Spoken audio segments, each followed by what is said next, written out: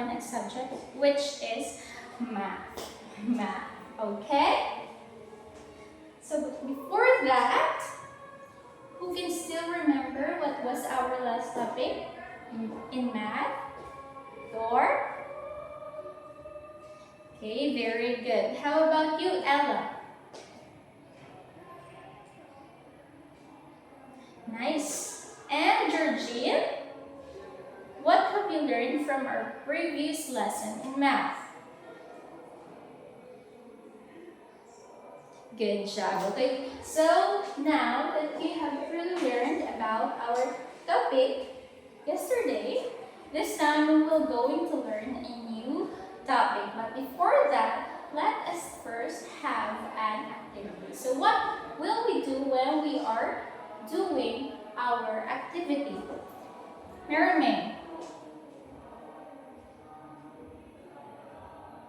So can you give me another thing or another rule of what we are going to do when we are doing our activity? Pia.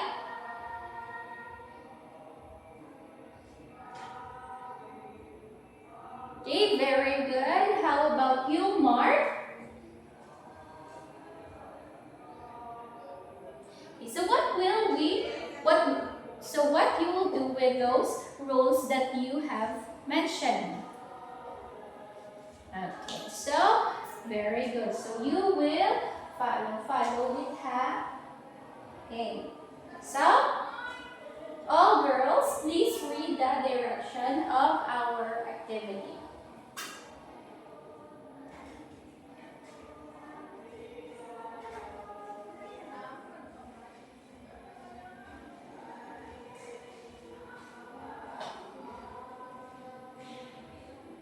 Okay, thank you, girls. So this time you will going to receive a box of colored papers, and I will give you 5 minutes to sort them out according to their colors. Okay, naintindihan niyo na ang directions sa ating activity? So is there any questions regarding the direction? Okay, very good. So you can now start to sort those colored papers. 5 minutes only.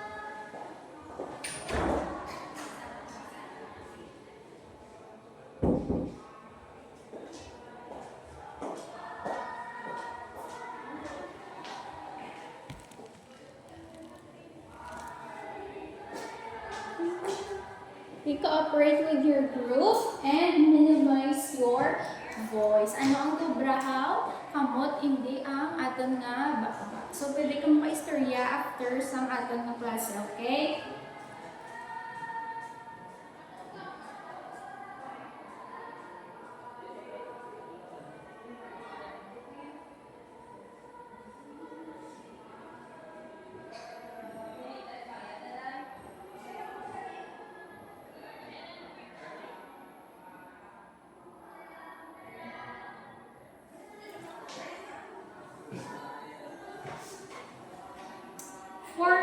Left.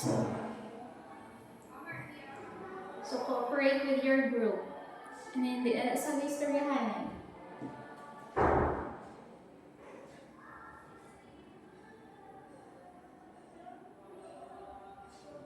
Yung mga iba sabi na lang istorya, wala nagkabulig sa inyong mga group.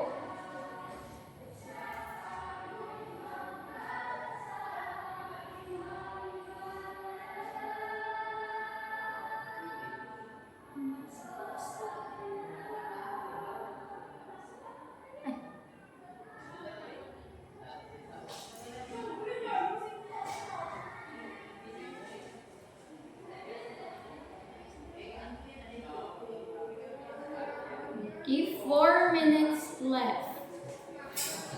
Wait now. 3 minutes left, rather. I'm just gonna count.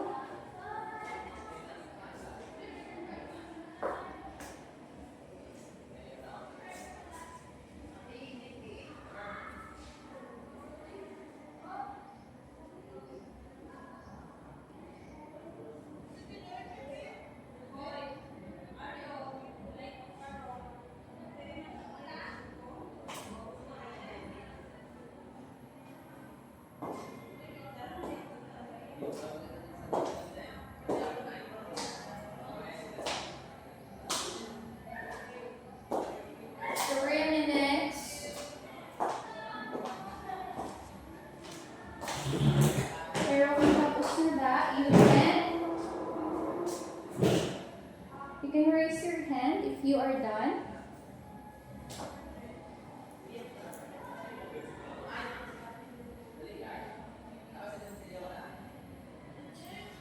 So, sa nagmamalas, tingkas na ng part.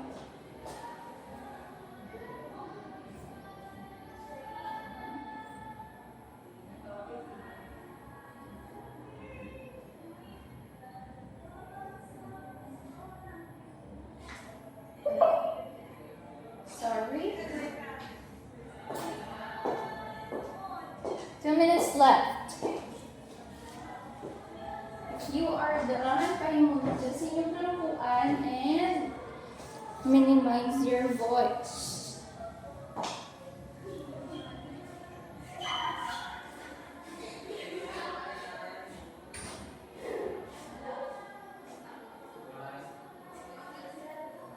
Okay, very good. Tapos na ang group 1 mag-sort. Pagpunta na yung group 2 ha. Meron pa naman 2 minutes left.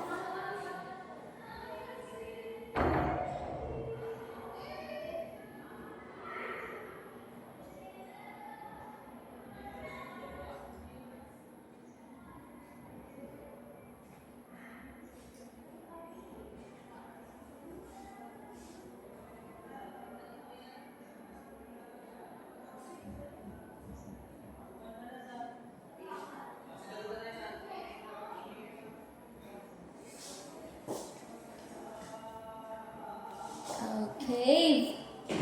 Very good. Tapos na ang tanan. So, based from our activity, what have you noticed? Ano na-notice nyo sa ating ginubrang activity? Thor. Ano pa? Pia?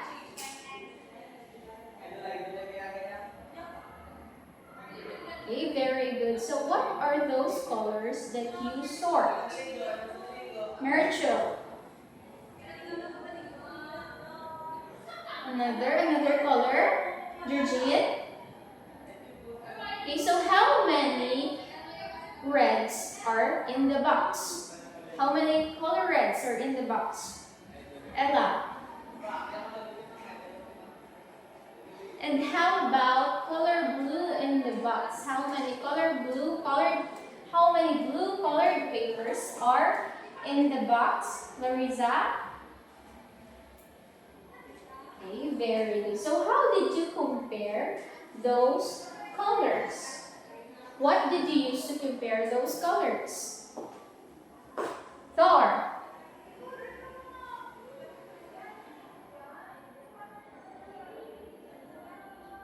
How about Mary May? Okay, so what do you think is that based from the definition that you have said or based from your answers, do you have an idea what is that called? Okay, so based from our activity today, we will going to learn about ratio. So are you familiar with the ratio? Are you familiar with ratio, Ella? Do you have an idea about ratio? Okay, so let us define what is a ratio. Everyone, please read.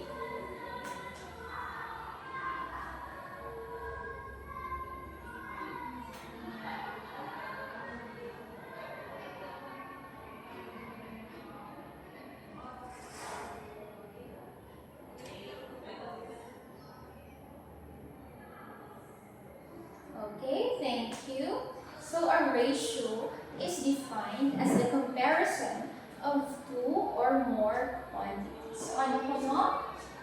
Ang ratio po no comparison of two quantities. Para sa inyong din obra kagina sa pag-sort sa may lain sa lain nga mga colors. So we are using, in comparing a ratio, we are using a column.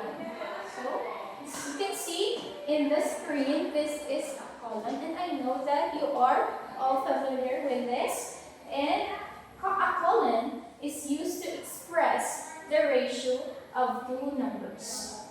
Okay, you understand?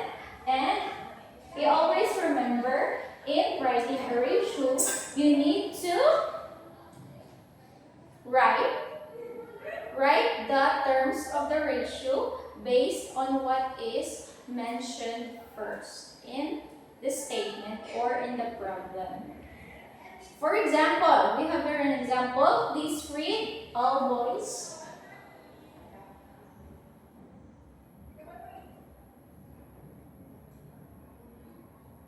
Okay, thank you. So for example here, the ratio of 2 boys to 5 girls. So what is mentioned first? Okay, very good, Georgine. The 2 boys. So we are going to write 2 here.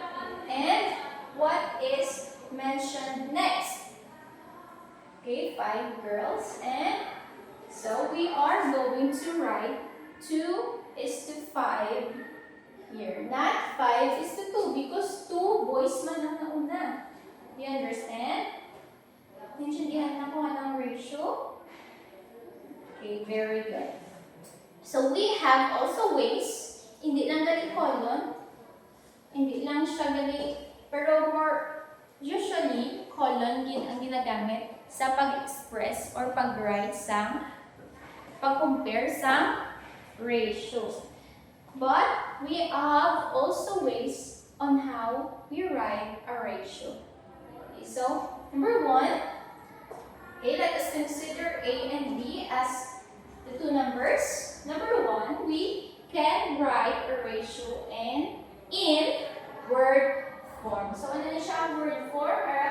As you can see on the screen, A is to be in word form. You are going to write is to always in writing a ratio. For example, para ito kagina, ito kagina ng ang ating example, 2 boys to 5 girls. So in writing that in word form,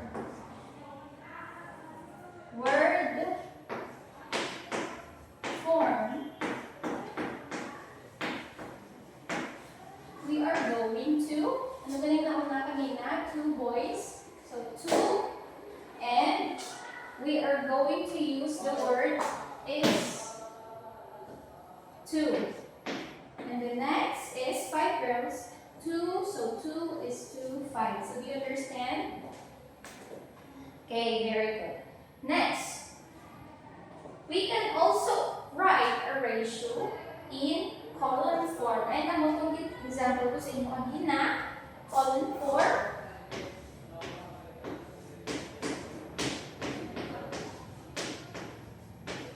2, column, and 5. And we are going to read it as 2 is to 5. Next is another way on how to write a ratio is fraction form. Nakasunod na? Okay, very good. Fraction form, ano naman siyang fraction form? Ano galing mo na una? Tama? 1 na word. 2 is to 5. So, ang ating nga numerator is going to be 2. And, ano galing ang next na number? It is a 5. So, 5 will be our denominator. So, do you understand? Okay, very good. So, this time, we have here an example. So, all the example.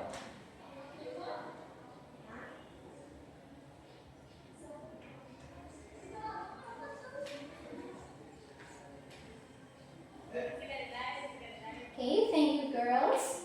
So, letter A, we are going to find the ratio of yellow to blue balls. So, let us see pila ka bilog ang yellow nga balls sa aton nga example. Pila ka bilog ang yellow nga balls? Ella?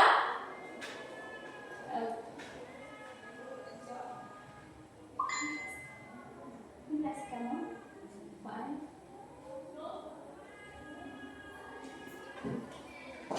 Okay, so pila ganyan.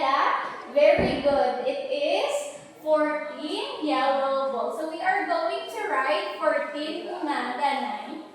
In word 4, we are going to write 14. Unang-una, kaya 14 una na mention. 14. How about blue balls? Pila ang blue balls? That's an example. 4. Okay. 5 blue balls. So we are going to write, ano gani ato isulat kung ano gani ang word ato isulat kung arta sa word 4? Ano ilugang ta? Okay, very good. Is 2. So, 14 is to 5.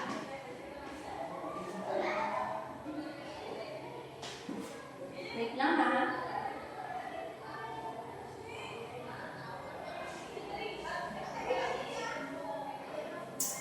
How about in writing it in column form? Okay, very good. 14 is to 5. And in fraction form, ang ating denominator, ang dimension is yellow, which is 14 yellow balls. So, 14 will be our numerator and the denominator is 5. Okay, very good. Next, so letter B. Who can go here in front and write the ratio, find the ratio, and write it on the column, word, and fraction form. Okay, Georgine? Ano nga ginapangita? Ratio of green to red balls. Ilan tawa ang example ka sa babang statement?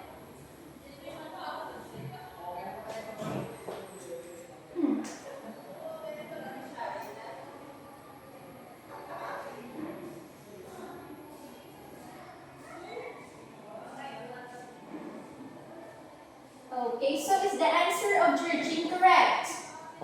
Okay, very good, Georgine. You may now take your seat. So how about letter C? Everyone, please read all together. So ano din pinapangita?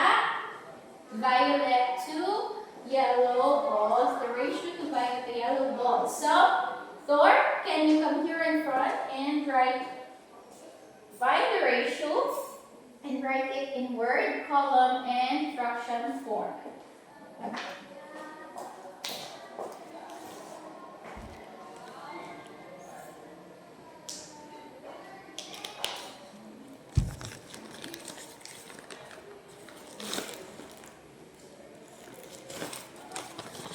Is the answer of Thor correct? Okay, very good, Thor. So you can go back to your seat. Letter D, dali naman ito sa likod ng tukso. Si Clariza. Okay? Kando na sa front and parison mo lang sa breast ng mga classmate.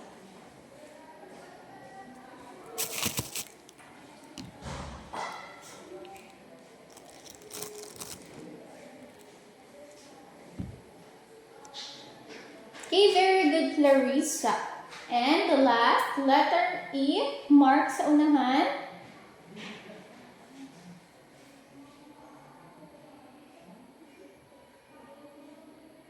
Is the answer of mark correct? Okay, good job, Mark. So this time, we are going to have another example para mas maintindihan niyo pagit ang ating nga in finding the ratio. So you are going to have an example using pictorial model. Okay, so all boys, please read the statement.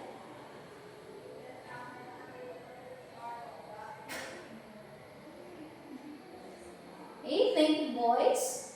So, ano din pinapakita ng ratio? Ang apples to bananas. So, Ella, come here in front and find the ratio of the apple to bananas.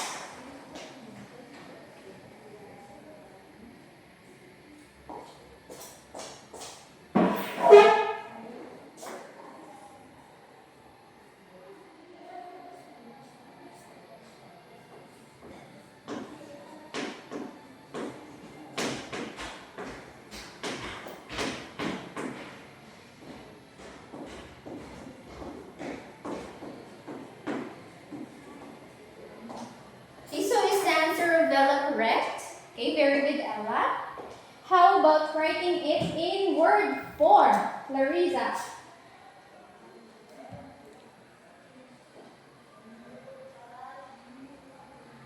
Okay, very good, Larissa. How about in column form, Hannah? Go in front and write it in column form.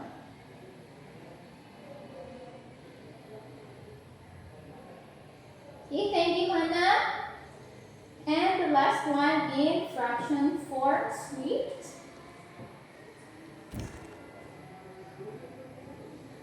Okay, very good. It's some grade 6 ba? Good. So again, what is a ratio?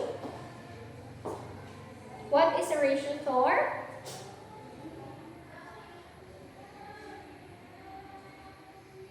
Very good, Thor.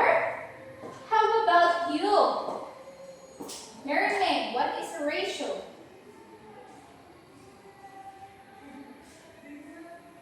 Okay, excellent. So what are the ways? Sorry? Wait lang again. So again, what are the ways in writing a ratio? So there are 3 ways in writing a ratio. Can you give me one? Ella. Okay, very good. Ano pa? Ng Pia. Excellent. And the last one, Georgine. Okay, thank you, Georgine. So, as a learner, why is it important to learn about ratio? Nga importante, yun yung mabalaan ang ratio ko mo. Rita, si Stella. Tawa, ay naman siya ni Stella, no?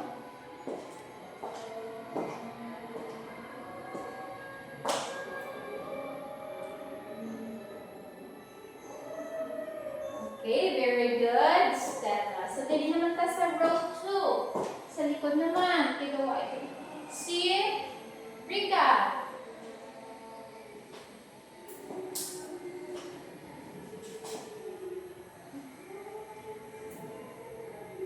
Okay, very good, everyone. So, this time, we will going to have another activity. Okay? Please read all together the directions.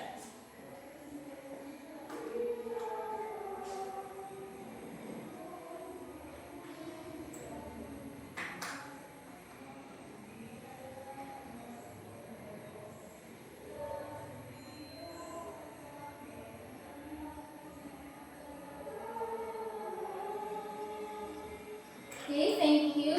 Is there any clarifications about the direction of our activity?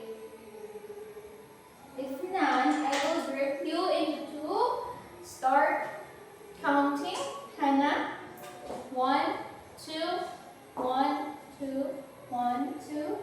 2, 1, 2, 1, 2. Group 1 will sit here and group 2 will sit there, okay?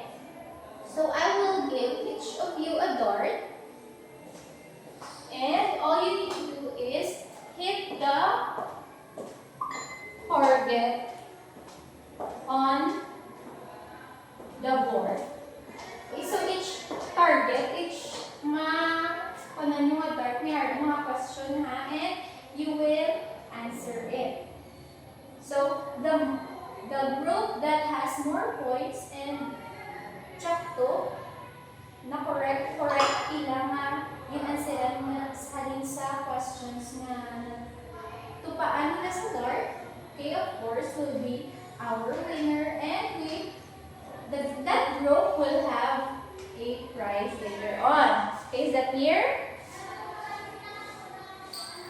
Okay, I will only give you 5 minutes to hit as much dart as much target here in front and answer correctly the questions. Is there any question? Clarification. Okay? When I say start, you can now hit the target and answer the questions in 5 minutes. Okay? 1, 2, 3, start.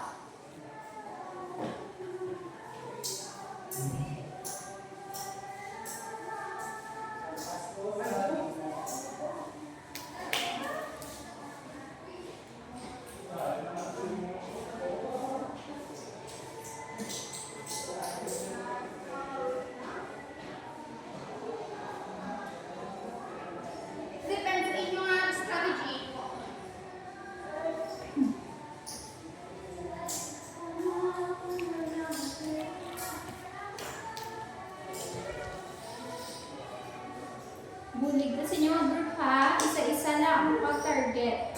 Isa-isa lang, kada isa mag-throw. Pagkatapos ang isa naman ang mag-throw sa dart sa board. Ang naka-throw, syempre siya na ang answer sa board.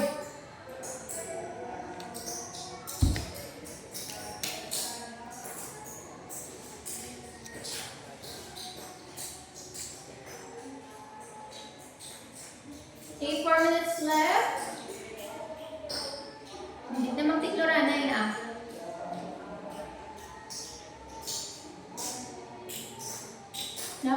Binibilatan sa likod. Ang iba nagkastarbihan na yun lang, wala nagabulay.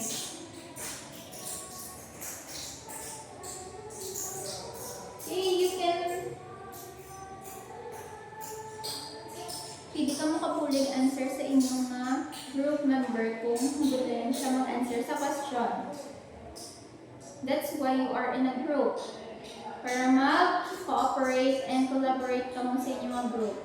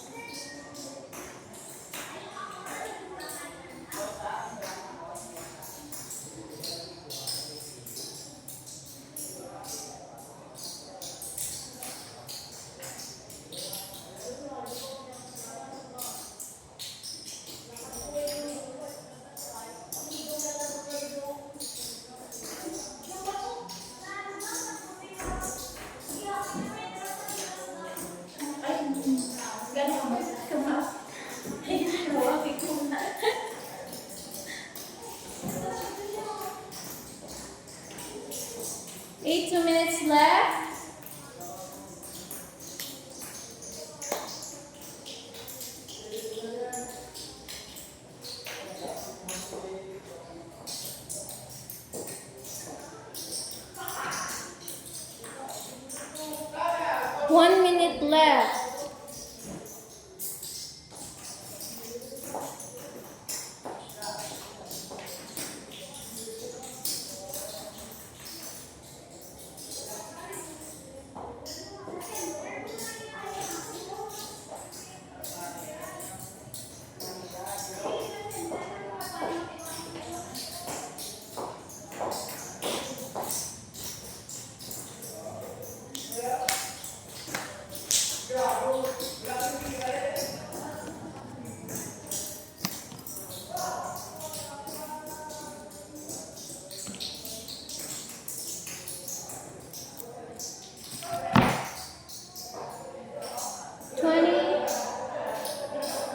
Seconds.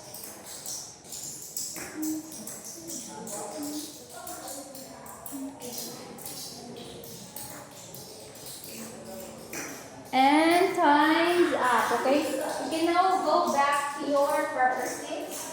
Arrange your chairs. Okay, I will check your work.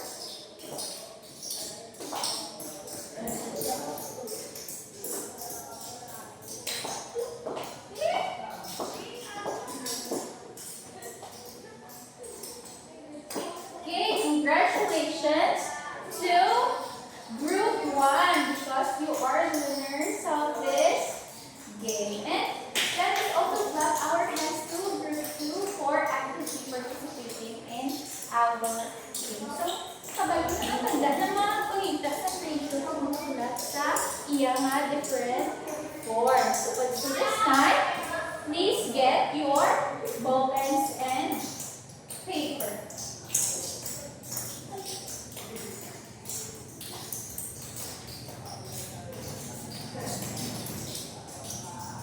All girls, please read the directions.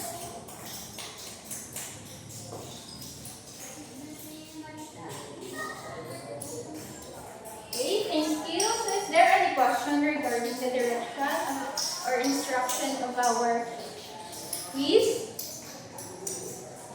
Okay, very good. So may pagpinatanan, moments up. Down. You can now start answering you can now start answering. Basahan nyo ngayong statement kag isulat pagtaon yung ang ratio and write it in column, word, and fraction form.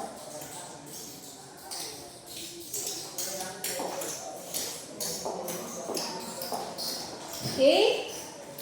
2 minutes lang na sa pag-answer.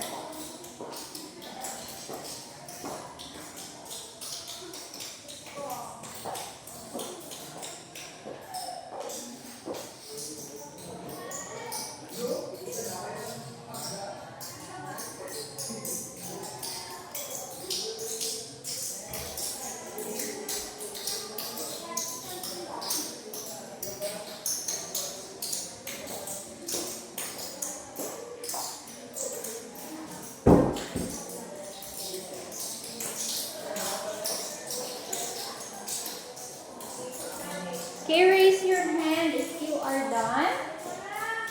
Okay, tapos na naman tanan. Please check your work. Check your own papers, everyone. Okay, tapos na. Okay, so who gets perfect score?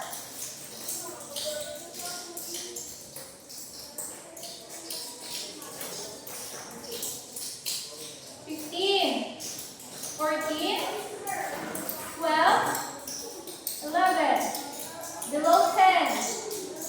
Okay, very good. Ihalas na lang sa inyo. Naka-perfect. So at the count of 10, all papers must be in front. 1, 2, 3, 4, 5, 6, 7, 8, 9, and 10. So this time, please get your assignment notebook and copy your assignment for tomorrow. All boys, please read the direction first. So is there any questions regarding the direction of your assignment? If none, I will only give